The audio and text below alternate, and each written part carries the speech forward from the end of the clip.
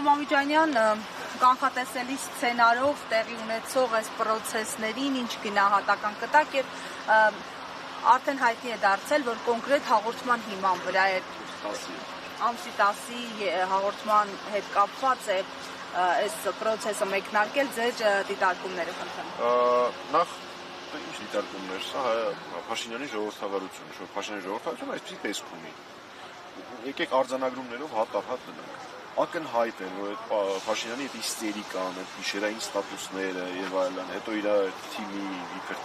իբր արձագանքը նախագահ Սարգսյանի կառույցի, ակնհայտ էր, որ պիտի փորձեն ինչ-որ մի կերպ ուժայինները օգտագործելով տղաների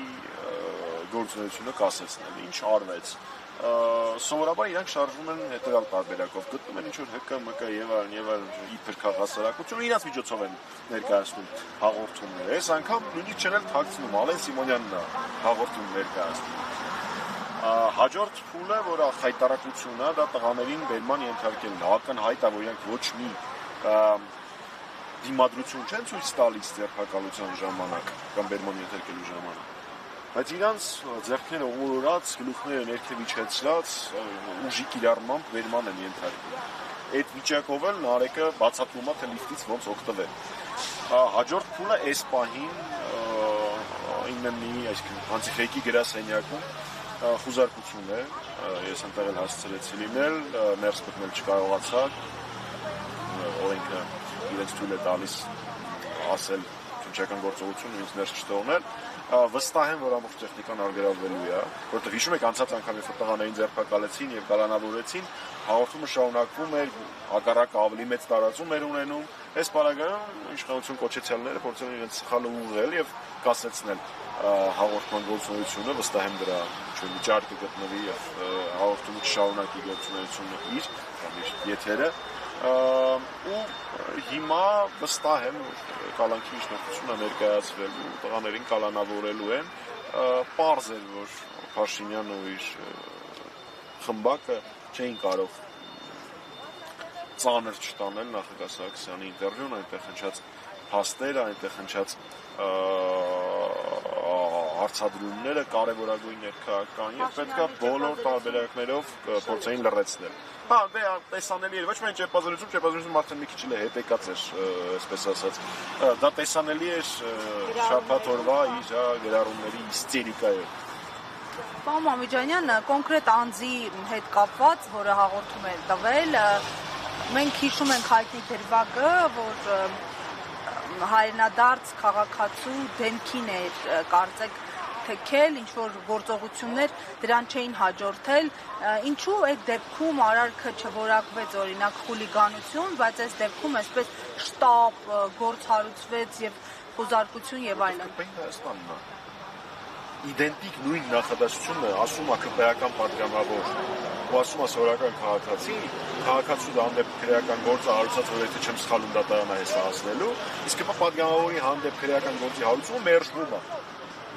Իրանց կողմնակից կենթանիներ տարբեր վիրավորում են մարդկանց, հարբած լայվեր են անում եւ այլն։ Ազատության մեջ են, հələ որոշներն էլ պետության կողմից անվտանգություն են ստանում, իսկ ընդդիմադիր քաղաքական գործիչները, բլոգերները, հասարակական գործիչները, լրագրողները, արքիեպիսկոպոսները, բարերարները, պատգամավորները ենթարկվում են այն ամենին, ինչին ենթարկվում են ամբողջ ուժային լծվածը փորձելով լրացնել այլախոհներին, լինի դա դատարան, քննչական բոլոր միջոցները կիրառում են։ Սա կարելի է դիտարկել այդ նախընտրական աժոտաժի համատեքստում։ Ձևակերպենք այսպես, ամբողջ ընթացքում Փաշինյանի կառավարման ինքը օգտագործել է ուժային եւ դատական համակարգերը իր այլախոհներին լրացնելու փորձը իրականացնելու համար։ Բայց ակնհայտ է, որ նախընտրական շրջանում ընտրություններին նախորդող տարվա ընթացքում այդ գործողությունները ավելի վայրագ, ավելի խայտառակ, ավելի անընդունելի, ավելի բռնատիրական են դառնալու, ինչի եւ մենք տեսնում ենք հաճախականությունը ձերբակալությունների, ցինիզմը, որով այդ ամեն ինչը կարվում եւ ստեղծվում է, ինքը ուրիշ ձև չգիտի։ Պարոն Մամիկյան, իդեպ առավոտից շարունակվելու է նաև հոգևորականների հարցաքննությունը Մազմանյան հասցեում գտնվող քննչական կոմիտեի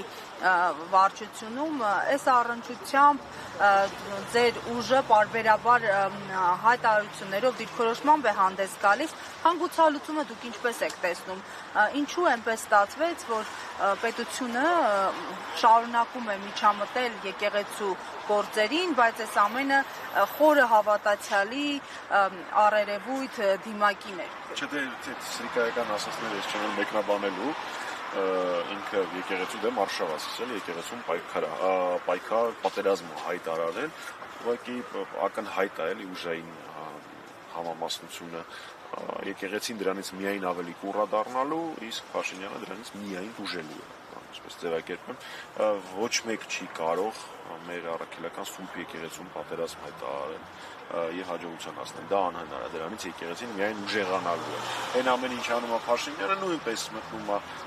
այլախոհներին լրացնելու փորձերի մեջ, ու պարզապես ինքը աշխատում է բոլոր հարթություններում, արժեքաբանական, ազգային,